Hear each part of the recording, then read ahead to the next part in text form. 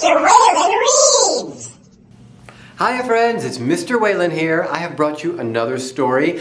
You know, we're living in a time when we just can't have the contact that we used to have with our friends or with our teachers, or, you know, it was just so easy to run up and give somebody a hug or a pat on the back or, you know, ruffle their hair or touch. We can't touch anymore the way we used to. And kids all the time are running around the playground and they touch each other all the time, back and forth. And nowadays it's like everybody, no, stay apart, hands off. Well, Hedgehog knows what that problem is because Hedgehog needs a hug.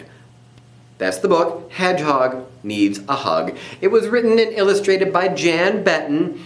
And these days, maybe we feel like we just need a hug, or we know somebody's having a bad day and we want to go up and give them a hug, but we can't do that anymore because we're supposed to kind of stay apart from each other.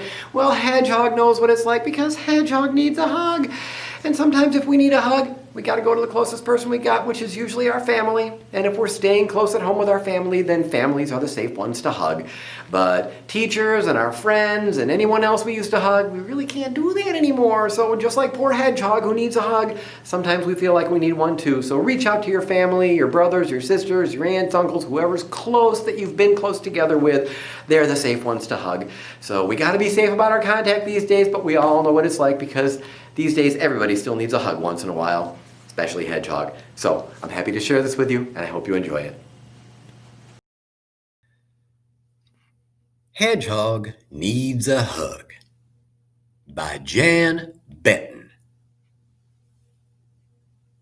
Hedgehog needs a hug.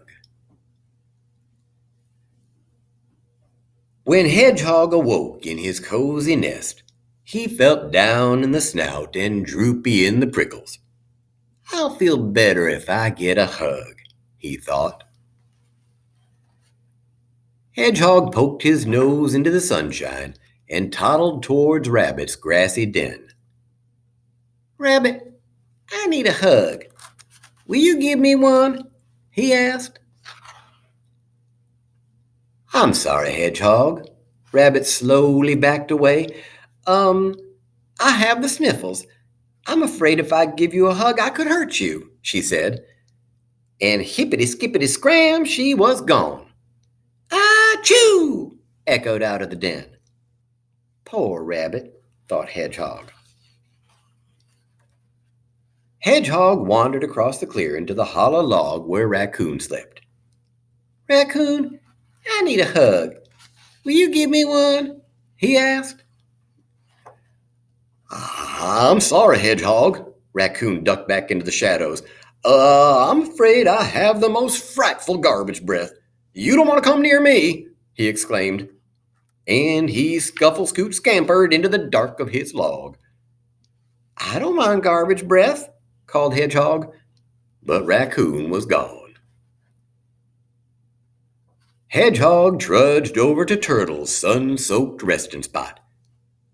"Turtle?"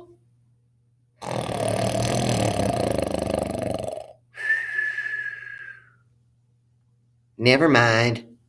Hedgehog sighed and he shuffled away. Hedgehog didn't see anyone else to ask. Was there no one who would hug him? "I'm so sorry no one will give you a hug," drawled Fox, slinking over. "I'm not afraid of your spines, little Hedgehog. I'll even give you a big kiss."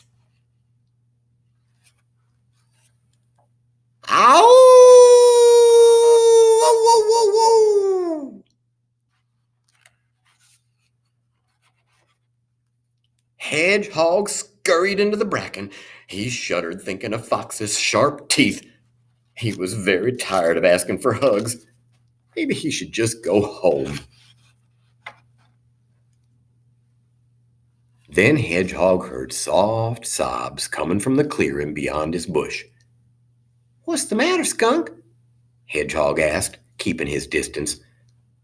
"No one will give me a hug, and I feel so blue," Skunk said. Hedgehog took a deep breath and tip-patter-patted close to Skunk. I feel blue too, Skunk. I'll give you a hug. Skunk looked at Hedgehog's prickles. Then she slowly opened her arms. Very gently, Hedgehog gave her a hug. And they both felt better.